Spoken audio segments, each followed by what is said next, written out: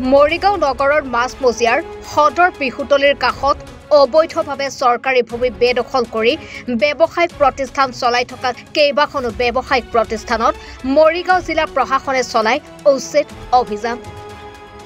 মৰিগাঁও পৌৰসভাৰ অধীনৰ গণেশ এণ্টাৰপ্ৰাইজ নামৰ এখন ব্যৱসায়িক প্ৰতিষ্ঠানত উচ্ছেদ নকৰাৰ পৰিপ্ৰেক্ষিতত উচ্ছেদ অভিযানৰ নেতৃত্ব প্ৰদান কৰা মৰিগাঁও ৰাজচক্ৰ বিষয়াৰ বিৰুদ্ধে গৰজি উঠিল একাংশ ব্যৱসায়ী। অসম ক্ষুদ্ৰ উদ্যোগ উন্নয়ন নিগমৰ অধীনৰ কেইখনমান ব্যৱসায়িক প্ৰতিষ্ঠান উচ্ছেদ কৰি তাৰ কাষতে থকা পৌৰসভাৰ অন্তৰ্গত এখন দোকান উচ্ছেদ নকৰা কেন্দ্ৰ কৰি সৃষ্টি হয় এই উত্তপ্ত পৰিস্থিতিৰ।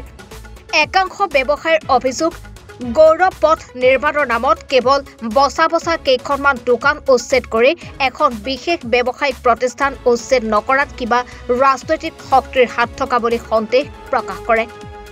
বাণিজ্যিক পামৰ আমি ব্যৱসায়ী হওঁ।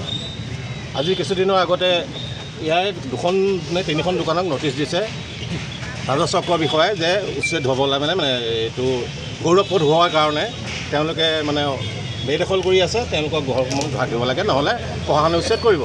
ঠিক আছে, এই বিষয়ে আমি আমাৰ ইণ্ডাষ্ট্ৰীৰ মানুহকো আমি জনাইছোঁ। ইণ্ডাষ্ট্ৰীৰ মানুহে কৈছে যদি তেওঁলোকৰ আমাৰ জেগাত নপৰে, কিন্তু একচুৱেলি আমাৰ জেগাতে পৰি আছে, আমাৰ মাটিতে তেওঁলোক বহি আছে, কিন্তু তেওঁলোকে অবৈধ বুলি কৈছে। তথাপিও ৰাস্তাটোৰ কাৰণে সেই দোকানকেইখন আপোনালোকে আঁতৰাই দিওঁ।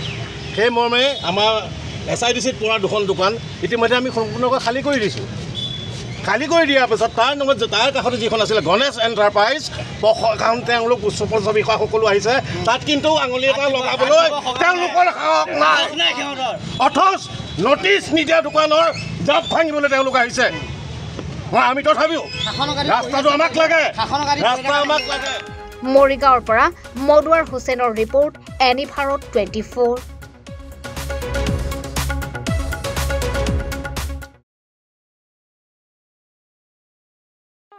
ৰব, আপুনি যে এটা অপৰাধ কৰিবলৈ গৈ আছে, আপুনি জানেনে? এই নাবালিকা গৰাকীক এতিয়াই বিয়াত বহোৱাটো যে এটা অপৰাধ, আপুনি জানেনে? অপৰাধ কেনেকৈ?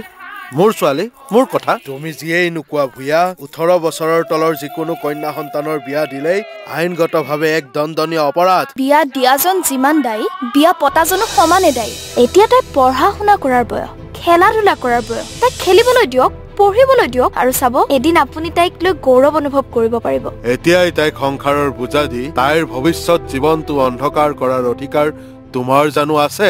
মোৰ ভুল হৈ গ'ল মাজনী, মোক ক্ষমা কৰিবা। শিক্ষা ল'ৰা ছোৱালী উভয়ৰে প্ৰাপ্য আৰু অধিকাৰ। আপোনাৰ কন্যা সন্তানক তাইৰ এই প্ৰাপ্যৰ পৰা বঞ্চিত নকৰাব। বাল্য বিবাহ ভাৰতীয় আইনৰ দ্বাৰা বিহিত এক দণ্ডনীয় অপৰাধ। এনে অপৰাধ কৰি আপোনাৰ কন্যা সন্তানৰ ভৱিষ্যত অন্ধকাৰৰ মাজলৈ ঠেলি নিদিব।